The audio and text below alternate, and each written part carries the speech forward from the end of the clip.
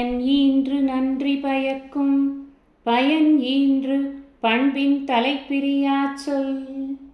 இந்த குறளை புரிஞ்சுக்கிறதுக்கு நாம் ஒரு குட்டி கதையை சிந்தனை பண்ணலாமா? சேக்கிழார் நமக்கு எல்லாருக்கும் நன்றாக தெரிந்தவர். பெரிய புராணத்தை எழுதியவர்.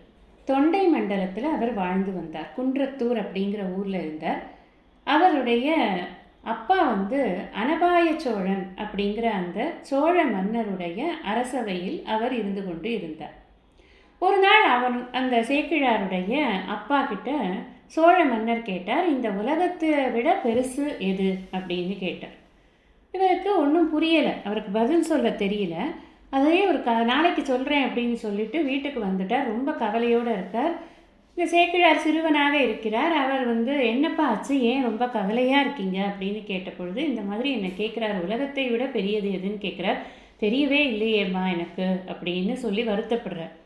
அதுக்கு இந்த பையன், சின்ன பையனாக இருக்கக்கூடிய இந்த சேக்கிழார் என்ன சொல்கிறார் அப்படின்னு கேட்டால், இது என்னப்பா பெரிய கஷ்டம், இது ரொம்ப சுலபமாச்சே, இதுதான் வள்ளுவர் சொல்லியிருக்காரே, காலத்தினார் செய்த நன்றி சிறிதெனினும் ஞாலத்தின் மானப்பெரிது அப்படின்னு ஒரே போட்டார். இந்த விடை தெரிஞ்ச உடனே அவருக்கு ரொம்ப சந்தோஷமாக போச்சு. நேராக போய் அரசர்கிட்ட சொன்னார். அரசர் இது எப்படி தெரிஞ்சுண்ட அப்படின்னு கேட்டபோது, என்னுடைய மகன் எனக்கு இதை சொன்னான் அப்படின்னு சொன்னதுனால, அந்த மகனுக்கு இவ்வளவு ஒரு இது இருக்கா, அறிவு இருக்கா, இவ்வளவு பெரிய நூல்களை எல்லாம் அவன் கற்றிருக்கிறானா அப்படின்னு அவனுக்கும் அமைச்சரவையில் ஒரு இடத்தை கொடுத்து அவனுக்கு நிறைய படிக்கிறதுக்கான வாய்ப்புகளை எல்லாம் கொடுத்து இன்னும் நன்றாக அவன் படிக்க வேண்டும் அப்படின்னு எல்லாம் அந்த அரசர் அவனுக்கு உதவிகள் எல்லாம் பண்ணினார்.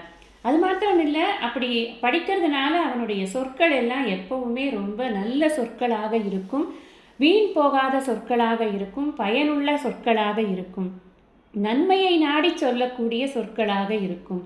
அதனால் அவருக்கு அருண்மொழி தேவன் அப்படின்னே ஒரு பெயர் வந்தது அப்படின்னு அவருடைய சரித்திரத்தில் இருக்குது. இவர் பின்னாடி பெரிய புராணம் எழுதப் போகிறார் அப்படிங்கிறதெல்லாம் தெரியாத அந்த சிறு வயசிலேயே அவருக்கு இவ்வளவு பெருமை இருந்திருக்கிறது. எல்லோரும் இனிக்க இனிக்க படிக்கக்கூடிய அந்த பெரிய புராணத்தை, நாயன்மார் சரித்திரத்தை அவர் எழுதி நமக்கு கொடுத்திருக்கிறார் அப்படிங்கிறது அவர் விளையும் பயிர் முளையிலேயே தெரியும்னு அவர் முன்னாடியே காமிச்சிட்டார் அவருடைய அறிவை அப்படின்னு பார்க்குறோம்.